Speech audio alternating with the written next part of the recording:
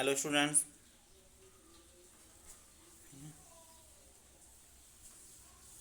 आज का क्वेश्चन है prepare financial statement from the following. Board पे लिखा हुआ है, तो क्वेश्चन एक बार हम रीड कर दे रहे हैं और उसके बाद क्या करते हैं, आपको रीड करने के बाद ठीक है आपको समझा भी दे रहे हैं कैसे इसको सॉल्व करना है। ठीक, तो देखिए ध्यान से।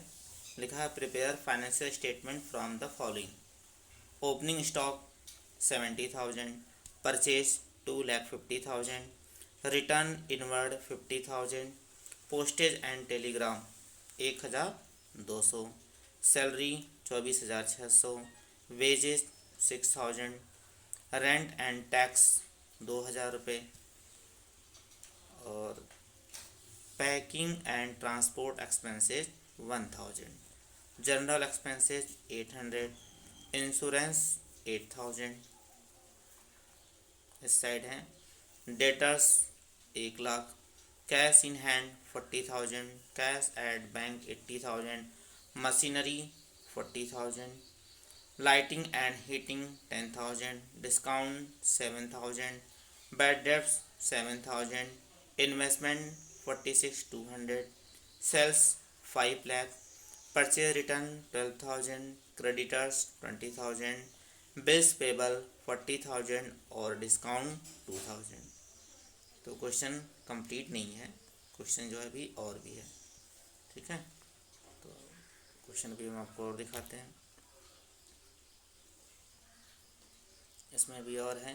Provision for bad debt 9,000, interest receive 10,800, capital 1,50,000 और क्लोजिंग स्टॉक है 50,000। ठीक, इसके साथ साथ कुछ हिंट दिए गए हैं। ठीक है, हिंट में क्या है, अगर हम ट्रेडिंग अकाउंट बनाते हैं तो उससे हमारा जो भी आंसर आता है उसका नाम है ग्रॉस प्रॉफिट। अगर लॉस हो गया तो gross loss. Profit and loss account से बनाते हैं तो नेट प्रॉफिट। ठीक है, और बैलेंस शीट की खासियत होती है L=A, यानी लायबिलिटी और असेट दोनों ही आपस में इक्वल होंगे। ठीक है, ये क्वेश्चन आपको सॉल्व करना है, होमवर्क के लिए ही आपको 30 मार्क्स। अभी इसको आपको डिटेल में समझा देंगे कि कैसे कैसे करना है। इसके साथ साथ आपको एक ओरल क्वेश्चन है। ओरल क्वेश्चन इसमें यह है कि ये जितनी भी हमने वैल्यू अभी आपको बताया, तो आप हमें रिप्लाई करके जवाब दीजिएगा कि इसमें कौन सी ऐसी वैल्यू है जो डबल टाइम रिकॉर्ड होती है। अभी हमने जितनी भी सारी वैल्यूज़ बोली है, पढ़ी है, वो सारी वैल्यू एक बार रिकॉर्ड होते हैं। ठीक है, या तो ट्रेडिंग में, या तो पीएल में, या तो बैलेंस शीट के असेट्स में, या लाइबिलिटीज़ में। बट इसमें से कोई एक वैल्यू ऐसी होगी वो जो डबल टाइम रिकॉर्ड होती है, यानी दो दो जगह, एक जगह नहीं होगी, दो दो जगह होगी। तो दो जगह कहाँ रिकॉर्ड होगी या वो कौन सी वैल्यू है आपको बताना है। ठीक है, तो अब आते हैं क्वेश्चंस पे कि क्वेश्चंस ये देखते हैं कि इसको सॉल्व कैसे करना है। तो आपको डिटेल में इसको बता दे रहे हैं कि कौन सी वैल्यू कहाँ और कैसे किस तरीके से रिकॉर्ड होगी। ओके, अभी तक जो पढ़ाया गया था वो सेपरेट पढ़ाया गया था। सेपरेट मतलब ट्रेडिंग अकाउंट अलग पढ़ाया गया था, प्रॉफिट एंड लॉस अकाउंट अलग पढ़ाया गया था, बैलेंस शीट अलग पढ़ाए गए थे। अब ये क्वेश्चन जो क्या है, कंबाइंड है। इसके बाद आपको विथ एडजस्टमेंट वाले क्वेश्चंस मिलेंगे। ठीक है, फिर भी आपको रिमाइंड करा दे रहे हैं, ट्रेडिंग अकाउंट से जो हमारा मेंटेन होता है उसमें सारे जो एक्सपेंडिचर जाते हैं वो मैन्युफैक्चरिंग से रिलेटेड होते हैं। ठीक है, और बाकी प्रॉफिट लॉस में ऑफिस से होते हैं, बैलेंस शीट में असेट्स और लायबिलिटीज होती हैं। एक दिन आपको क्वेश्चन पूछ के बताया भी गया था। ठीक है, तो आते हैं ओपनिंग स्टॉक। तो ओपनिंग स्टॉक हमारा ट्रेडिंग का पार्ट है, जो ट्रेडिंग के डेबिट साइड में लिखा जाता है। सबसे पहले ओपनिंग स्टॉक ही लिखते हैं। ठीक है, इसमें एक ट्रिक भी है, अगर ओपनिंग स्टॉक डेबिट होगा तो क्लोजिंग स्टॉक क्रेडिट होगा, तो आप ऐसे भी पकड़ सकते हैं। ठीक है, परचेज 2,50,000 है तो डेबिट ही होता है। रिटर्न इनवर्ड, तो रिटर्न इनवर्ड क्या है, या तो ये परचेज रिटर्न है या तो ये सेल्स रिटर्न है, दो में से कोई एक ही चीज़ है। इनवर्ड का मतलब कोई प्रोडक्ट हमने सोल्ड किया है तो वो रिटर्न होके वापस इनवर्ड हमारे पास आ रहा है, तो सोल्ड किया हुआ आ रहा है तो इसका मतलब ये सेल्स रिटर्न है। कंफ्यूज होने की ज़रूरत नहीं है, परचेज है उसके बाद सेल्स रिटर्न है। फिर नेक्स्ट है पोस्टेज एंड टेलीग्राम। मैन्युफैक्चरिंग से इसका कनेक्शन नहीं है, इसलिए ये ऑफिस के एक्सपेंडिचर है। सैलरी भी ऑफिस के एक्सपेंडिचर हैं। वेजेस मजदूरी, तो मजदूर हमारे ऑफिस में वर्क नहीं करते हैं, फैक्ट्री में करते हैं, तो यानी मैन्युफैक्चरिंग से इसका कनेक्शन है, इसलिए ये ट्रेडिंग का पार्ट है। रेंट एंड टैक्स, तो रेंट एंड टैक्स जो हमारा है ये ऑफिस का पार्ट है, तो पेड किया है हमने, तो इस वजह से रेंट एंड टैक्स हमारा डेबिट साइड में। और पैकिंग एंड ट्रांसपोर्ट, तो पैकिंग और ट्रांसपोर्ट ये भी जो हमारे एक्सपेंडिचर हैं इनको भी हम लोग डेबिट साइड में ही लिखेंगे। जनरल एक्सपेंसेस, तो जनरल एक्सपेंडिचर जो हमारे ऑफिस के पार्ट हैं, तो जनरल एक्सपेंडिचर को ऑफिस में ही लिखा जाएगा। ठीक है। इंश्योरेंस पेड किया गया है, तो कुछ भी मेंशन नहीं है तो ऑफिशियल एक्सपेंडिचर है, तो इसको भी ऑफिस में रिकॉर्ड किया जाएगा। डेटर्स, बोर्ड पे देखिए डेटर्स लिखा हुआ है, तो डेटर्स जो होते हैं 1 लाख रुपए हैं, और डेटर्स हमारे जो हैं बैलेंस शीट के पार्ट होते हैं, तो इसको हमें बैलेंस शीट में लिखना है। अब बैलेंस शीट में कहाँ लिखेंगे, असेट्स में लिखेंगे कि लायबिलिटीज़ में लिखेंगे, कहाँ लिखेंगे? ठीक है, तो इसको हमें बैलेंस शीट के असेट साइड में लिखना है। ठीक है। कैश इन हैंड, ये भी हमारे असेट साइड में ही रिकॉर्ड करेंगे कैश इन हैंड को। कैश एट बैंक, ये भी हमारे असेट साइड का पार्ट है। मशीनरी असेट साइड में लिखा जाएगा। Lighting and heating 10,000 rupees. ठीक है, तो अगर सिर्फ लाइटिंग होता तो ये ऑफिस का होता, बट क्वेश्चन में लाइटिंग एंड हीटिंग है, दोनों दिया गया है, लाइटिंग भी है और हीटिंग भी दिया गया है, तो इसका मतलब ये फैक्ट्री का है। डिस्काउंट, ठीक है, तो डिस्काउंट पेड या रिसीव्ड कुछ भी नहीं है, तो जब भी डिस्काउंट कुछ ऐसी कंडीशन नहीं होती तो डिस्काउंट पेड ही होती है। रिसीव्ड में हमेशा कंडीशन ऐसा दिया होता है कि डिस्काउंट रिसीव्ड है। Okay. Bad debts 7,000, bad debts हमारे वो वैल्यू होती हैं जो, ठीक है, कोई अमाउंट, कोई हमारा डेटर्स हमारी अमाउंट लेके चला जाता है तो उसको हम लोग, ठीक है, बैड डेब्ट्स बोलते हैं। तो एक प्रकार का बैड डेब्ट्स हमारा लॉस है, तो ये प्रॉफिट एंड लॉस का पार्ट है। और आगे जो भी एग्ज़ाम होने वाले हैं यूनिट 2 के, उसमें ऐसे क्वेश्चंस ज़रूर पुटअप किए जाएंगे। ठीक है। बैड डेब्ट्स के बाद है इन्वेस्टमेंट, तो इन्वेस्टमेंट क्या है, प्रॉपर्टी है, तो 46,200, तो इसका मतलब यह हमारे, ठीक है, लिखे जाएंगे किधर, असेट साइड में। सेल्स, ठीक है, सेल्स हमारा ट्रेडिंग का पार्ट है, तो सेल्स को हम लोग नोट करेंगे, ठीक है, ट्रेडिंग अकाउंट में। और परचेज रिटर्न गिवन है। कभी कभी क्या होता है, परचेज रिटर्न जो होती है मिसिंग होती है, मतलब परचेज रिटर्न का नाम कैरिज इनवर्ड या कैरिज आउटवर्ड ऐसे करके बनाया गया होता है। ठीक है। क्रेडिटर्स लाइबिलिटीज़ का पार्ट है, तो क्रेडिटर्स को लाइबिलिटीज़ में लिखेंगे। बिल्स पेबल 40,000, ये भी हमारा लाइबिलिटीज़ है। और डिस्काउंट 2,000। ओके, तो डिस्काउंट भी हमारे डेबिट साइड का पार्ट है, तो डिस्काउंट को भी हम लोग डेबिट साइड में लिखेंगे। ठीक है। सॉरी, यहाँ पे हमने डिस्काउंट रिसीव लिखना भूल गए हैं, तो इसको आप चेक कर लीजिएगा। एक डिस्काउंट हमारा जो 7,000 का है वो डेबिट है, और दूसरा डिस्काउंट 2,000 का वो क्रेडिट है। ठीक है, तो आप इसको फिर से समझ लीजिए। एक डिस्काउंट डेबिट वाला 7,000 का डेबिट है, और एक डिस्काउंट 2,000 का ये रिसीव है, तो ये क्रेडिट का पार्ट हो गया। और बाकी क्वेश्चन इधर देखते हैं आगे। प्रोविज़न फॉर बैड डेब्ट्स, तो प्रोविज़न फॉर बैड डेब्ट्स हमारी जो है क्रेडिट साइड की पार्ट है, रिसीव हुआ है, मिला हुआ है। और इंटरेस्ट रिसीव्ड 10,800, ठीक है, प्रॉफिट एंड लॉस अकाउंट के क्रेडिट साइड का पार्ट है।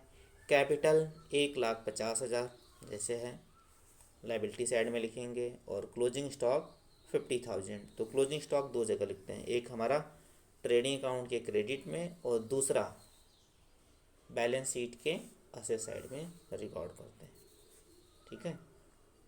और आज आपको होमवर्क में ये लिखा देना है, मेंशन करना है कि right 20 items of trading account, trading account के कोई 20 आइटम्स आपको शो करने हैं, लिखने हैं। और प्रॉफिट एंड लॉस अकाउंट के भी 20 आइटम, यानी 20 आइटम ट्रेडिंग अकाउंट के, 20 item profit and loss account के और बैलेंस शीट के। ठीक है, पूरी जितनी लाइबिलिटीज़ होती हैं वो लिखना है और पूरी जो असेस्ट होती हैं ये लिखना है होमवर्क में। ओरल क्वेश्चन हम आपसे पूछ ही चुके हैं, ये होमवर्क है, इसको आपको सॉल्व कराना है। तो जिसको जहाँ भी डाउट होगा आप पूछ सकते हैं। ट्रेडिंग अकाउंट बहुत सारे स्टूडेंट इसको अच्छे तरीके से सॉल्व करके भेजते हैं, बहुत अच्छा लगता है। हाँ, एक चीज़ आपको और आप बता दे रहे हैं कि ये जो क्वेश्चन है इसको इस तरीके से हमने फिट किया हुआ है कि इसमें असेस्ट और लाइबिलिटी दोनों आपस में मैच हो जाएंगी, तो कंफ्यूज होने की ज़रूरत नहीं है। अब तक के क्वेश्चन में क्या होते हैं, डाउट होते हैं कि असेस्ट और लाइबिलिटीज़ मैच होंगे कि नहीं होंगे, पर इस वाले क्वेश्चन में असेस्ट और लाइबिलिटी दोनों ही आपस में मैच हो जाएंगे। तो ये क्वेश्चन उसी अकॉर्डिंग से इसको फिट किया गया है। ठीक है, तो अब आते हैं, एक बार क्वेश्चन फिर से आपको रिवाइज करा दे रहे हैं। ठीक है, जहाँ पे कन्फ्यूजन हो वो कन्फ्यूजन आपकी दूर हो जाए। ठीक है, कि कौन कहाँ से वैल्यू क्या क्या आएंगे। तो ओपनिंग स्टॉक थोड़ा तेज़ी से आपको बता दे रहे हैं ताकि ये टाइमली ख़त्म भी हो जाए और आपका क्वेश्चन सॉल्व भी हो जाए। और इसके साथ साथ आपका एक होमवर्क की और भी है। ठीक है, कि ट्रेडिंग अकाउंट और प्रॉफिट लॉस अकाउंट में डिफरेंस क्या है। मेनली कोई 10 डिफरेंस बताना है कि 10 डिफरेंस क्या है, ट्रेडिंग अकाउंट के 10 डिफरेंस क्या है, प्रॉफिट एंड लॉस अकाउंट के 10 डिफरेंस क्या है, ये सारे डिफरेंस बताने हैं। ठीक, तो एक दो डिफरेंस तो हम बता दे रहे हैं। पहला डिफरेंस ये होता है कि ट्रेडिंग अकाउंट से जो हमें आंसर मिलते हैं उसको ग्रॉस प्रॉफिट बोलते हैं, और प्रॉफिट लॉस अकाउंट से जो हमें आंसर मिलते हैं उसको नेट प्रॉफिट बोलते हैं। ट्रेडिंग अकाउंट से ग्रॉस लॉस भी हो सकता है और प्रॉफिट लॉस अकाउंट से नेट लॉस भी हो सकता है। ट्रेडिंग अकाउंट के सारे एक्सपेंडिचर जो होते हैं उनको डायरेक्ट बोला जाता है, डायरेक्ट एक्सपेंडिचर, और प्रॉफिट लॉस अकाउंट के सारे जो एक्सपेंडिचर होते हैं उनको इनडायरेक्ट एक्सपेंडिचर कहा जाता है। ठीक है, अब आते हैं ओपनिंग स्टॉक। तो एक बार क्वेश्चन फिर से रिवाइज कर दे रहे हैं। ओपनिंग स्टॉक, ओपनिंग स्टॉक हमारा जो होता है ट्रेडिंग का पार्ट है, तो इसको हम ट्रेडिंग में लिखेंगे। तो आप लोग सबसे पहले, हाँ, इसका लिखने का एक सीक्वेंस है कि हमेशा ओपनिंग स्टॉक जो होता है वो ट्रेडिंग अकाउंट में ही लिखा जाता है। ठीक है, और सबसे फर्स्ट नंबर पे यही लिखा जाएगा। परचेज 2,50,000 है। ओके, तो जो परचेज है वह भी हम जस्ट ओपनिंग स्टॉक के ठीक बाद लिखेंगे, और परचेज में से हमेशा परचेज रिटर्न माइनस करेंगे। अब ऐसा नहीं है परचेज रिटर्न कहीं और, देखिए परचेज रिटर्न 20 नंबर पे है तो उसको कहीं और लिखेंगे, इसको कहीं नहीं, ऐसा नहीं है। जो जहाँ उसकी वैल्यू है उसकी वैल्यू को वहीं पुटअप करेंगे। ठीक है, रिटर्न इनवर्ड मतलब सेल्स रिटर्न, तो जब सेल्स लिखेंगे तो सेल्स में से सेल्स रिटर्न माइनस कर देंगे। पोस्टेज एंड टेलीग्राम सबको बताए थे कि ये ऑफिस के एक्सपेंडिचर है, तो इसको ऑफिस में ही लिखेंगे। ऑफिस में प्रॉफिट एंड लॉस अकाउंट के। ठीक है, सैलरी 24,600 ऑफिशियल एक्सपेंडिचर है, यानी इनडायरेक्ट एक्सपेंडिचर है, तो ये प्रॉफिट एंड लॉस में लिखा जाएगा। वेजेस 6,000, तो ये मैन्युफैक्चरिंग से कनेक्शन है। ठीक है, तो ऐसे भी बड़े आसानी से आप पकड़ सकते हैं कि जो एक्सपेंडिचर जिनका कनेक्शन मैन्युफैक्चरिंग से है वो ट्रेडिंग के हैं, और वो एक्सपेंडिचर जिनका कनेक्शन मैन्युफैक्चरिंग से नहीं है, ठीक है, वो हमारे आपके प्रॉफिट एंड लॉस अकाउंट के आइटम्स आते हैं। वेजेस, इस क्वेश्चन में हमने वैल्यू कम पुटअप किया है। अब कल जो क्वेश्चन आपको मिलेंगे उसमें वैल्यू ज़्यादा होंगे। वैल्यू ज़्यादा मतलब ट्रेडिंग के एक्सपेंडिचर कुछ ज़्यादा रखे जाएंगे। ओके, प्रॉफिट एंड लॉस के एक्सपेंडिचर भी कुछ ज़्यादा रखे जाएंगे। ओके, तो लॉकडाउन है तो आप काम करिए। ठीक है, ये तो सिखाने के लिए वैल्यू छोटी की गई हैं कि आप सीख जाइए। जब ज़्यादा वैल्यू करेंगे तो थोड़ा कन्फ्यूजन बढ़ेगी। ठीक है, और वेजेस 6,000 जो हमारा, ठीक है, एक्सपेंडिचर हमारा है ये ट्रेडिंग के हैं। Rent and tax 2,000 rupees. Okay, packing and transport 1,000, तो रेंट एंड टैक्स हमारे ऑफिशियल एक्सपेंडिचर है तो ये ऑफिस में लिखे जाएंगे। पैकिंग एंड ट्रांसपोर्ट ये भी हमारे ऑफिस के एक्सपेंडिचर हैं। जनरल एक्सपेंसेस, आम खर्चे, ऑफिस के जो आम खर्चे होते हैं इनको भी रिकॉर्ड किया जाएगा ऑफिस में। इंश्योरेंस 8,000 रुपीज़, तो हमारे ये भी प्रॉफिट एंड लॉस के एक्सपेंडिचर हैं। डेटर्स जो दूसरी भाषा में जिन्हें कहा जाता है ये हमारे कस्टमर्स होते हैं, तो इनको भी असेट साइड में रिकॉर्ड करेंगे, ये प्रॉपर्टी मानी जाती हैं। कैश इन हैंड, तो कैश इन हैंड हमारी भी असेट होती हैं। कैश एट बैंक ये भी हमारी असेट होती हैं। मशीनरी ये भी हमारी प्रॉपर्टी हैं 40,000।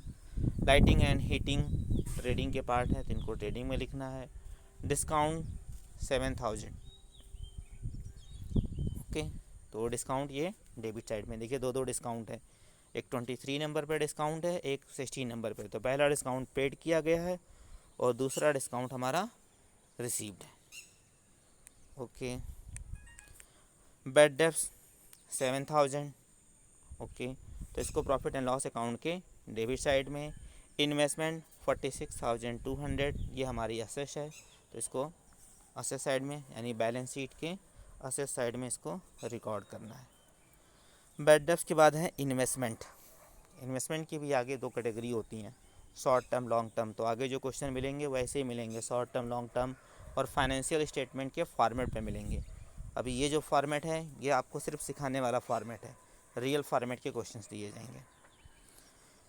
Investment 46,200, sales 5 lakh, purchase return 12,000, creditors 20,000। तो इन्वेस्टमेंट प्रॉपर्टी है, सेल्स आपको पहले ही बताए थे कि ट्रेडिंग का पार्ट है, तो ट्रेडिंग अकाउंट के सीधे सीधे इसको हमें रिकॉर्ड करना है, ठीक है, क्रेडिट साइड में।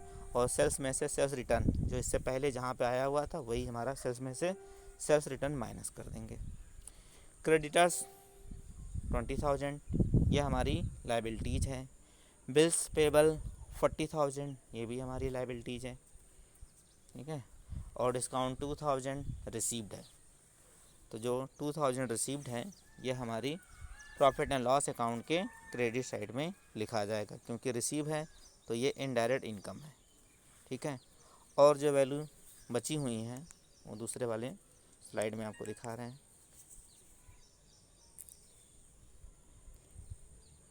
प्रोविज़न फॉर बैड डेब्ट्स 9,000 ये रिसीव्ड है, तो इसको प्रॉफिट एंड लॉस अकाउंट के क्रेडिट साइड में रिकॉर्ड करिएगा।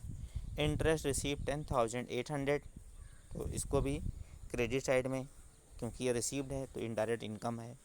कैपिटल 1,50,000, और कैपिटल लिखने का पैटर्न यह है कि कैपिटल से ड्राइंग माइनस होती है, अगर है तो माइनस कर देंगे, नहीं है तो ड्रॉप कर देंगे, छोड़ देंगे। और कैपिटल में हम ऐड करते हैं नेट प्रॉफिट। नेट प्रॉफिट कौन सा, जो आया है, ठीक है।